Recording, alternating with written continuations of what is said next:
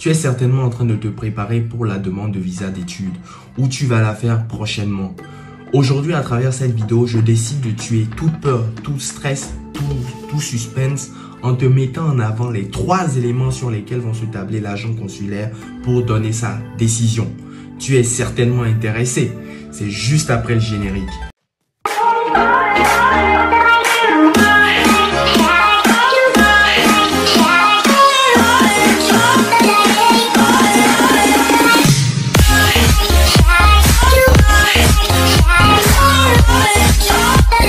Sans plus tarder, voici les 3 éléments sur lesquels vont se tabler l'agent consulaire pour donner leur décision. Le premier, contrairement à ce que l'on pourrait croire, l'entretien Campus France est une étape primordiale. Elle correspond au passage du baccalauréat et la démarche Campus France correspond à l'année scolaire en terminale. Donc tu conviendras avec moi, cher ami, qu'il est bien d'avoir de très bonnes notes durant l'année scolaire, mais il est capital, primordial d'avoir de très bonnes notes à l'examen du baccalauréat pour obtenir son diplôme. Il va de même lorsque tu passes ton entretien, cher ami. Il est important d'être suffisamment outillé, suffisamment aguerri, suffisamment préparé, suffisamment déterminé pour montrer à l'agent Campus France qu'on maîtrise tout, ou du moins la majorité. Tu le sais, comme chaque année, ce sont les mêmes questions qui sont posées. Les détails de ta formation, le contenu, la ville, ton projet d'études, ton objectif professionnel, ta motivation à aller étudier en France. D'où l'importance d'être préparé, cher ami. Tu n'as pas droit à l'erreur. Il n'y a pas d'excuse. Il faut que tu puisses montrer à l'agent Campus France que tu n'as rien bûché, que tu maîtrises ton sujet. Car face à toi, tu as un agent qui prendra des notes, qui fera un rapport sur ta candidature, qui servira au service consulaire pour prendre leurs décisions. D'où l'importance d'être préparé, d'être suffisamment bavard, d'être précis, d'être pointilleux et de ne pas avoir de trous, de ne pas avoir des réponses du style « je ne sais pas », peut-être, non. Il faut que tu sois clair, déterminé, qu'on sente que tu sais de quoi tu parles.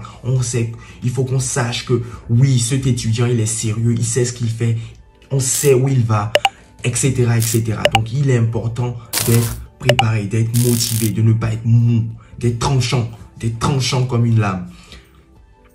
2.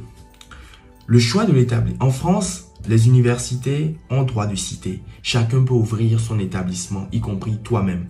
C'est pour cela que nous avons des établissements publics, nous avons des établissements privés, reconnus ou non. Nous avons des centres de formation et nous avons même des écoles de quartier.